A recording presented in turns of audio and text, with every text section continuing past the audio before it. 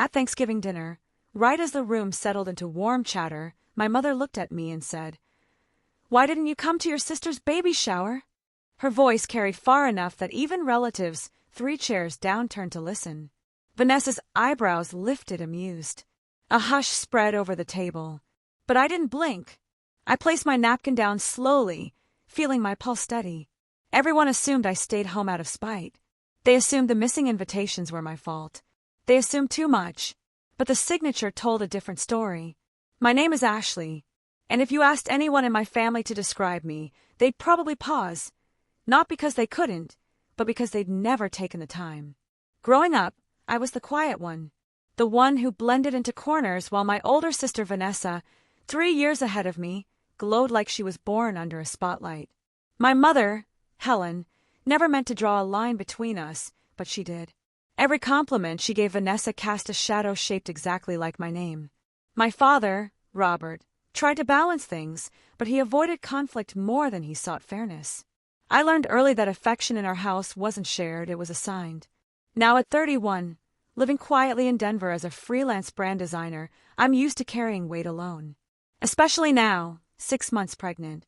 When I told my family the news, the reaction was polite, pleasant, almost administrative.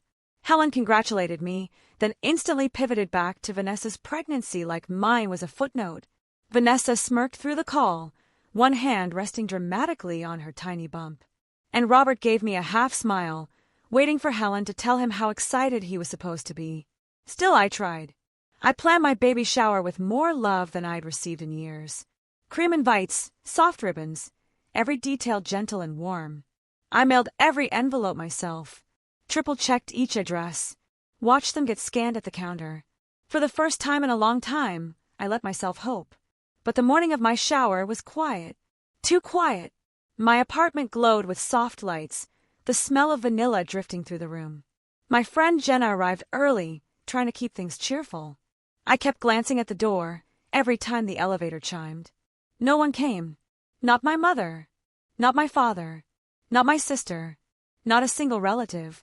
The empty chairs felt louder than any words. When the party ended, Jenna helped me clean, hugged me too tightly, and left. And then the silence finally swallowed me whole. That's when my phone buzzed. A message from Vanessa.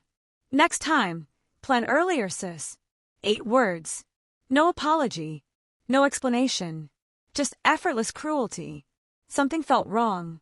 Even for her. I opened the tracking numbers from the invitations. Every single one said delivered. And under each, signed for. My breath stalled. I opened the signature file. There it was, bold, looping, dramatic. Vanessa. The same swoop on the V. The same flourish at the end. 12 identical signatures. She hadn't just intercepted one invitation. She took all of them. Every gesture of family connection I tried to make, she stole. The pieces of years suddenly rearranged themselves. Lost mail. Ignored gifts. Birthday cards that never arrived. It had never been coincidence. I printed everything. The logs, the signatures, the address scans. I slid them into a folder, closed the cover, and waited. Thanksgiving was 1 week away. I wasn't planning a scene. I wasn't planning revenge. I was planning clarity.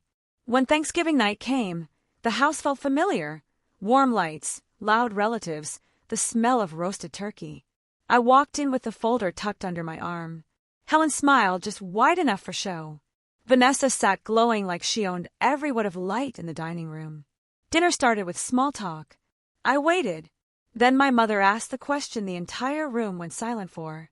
"Why didn't you come to your sister's baby shower?" I folded my napkin. "I had mine too," I said. "You were invited." The room froze. Helen frowned. "We never got anything." I reached under my chair and placed the folder on the table. "I know," I said. "That's why I brought these." I opened the folder. Tracking logs. Delivery receipts. Signature pages. Every invitation delivered to Vanessa's building. Every single one signed by her.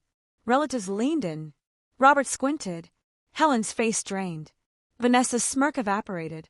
"This is ridiculous," she snapped. "Anyone could have signed those."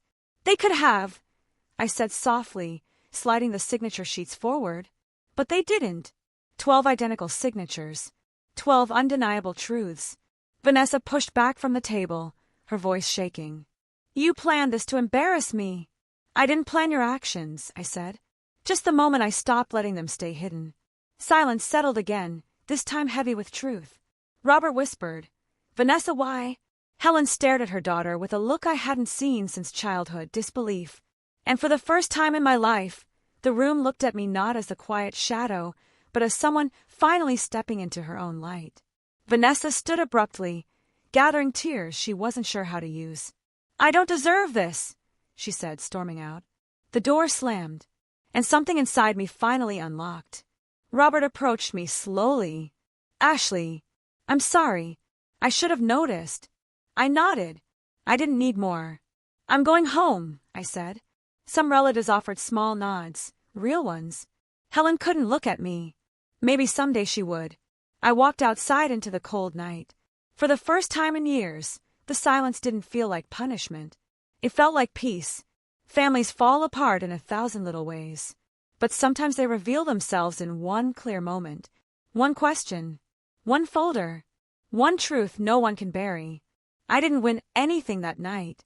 I simply stopped losing. And that was enough.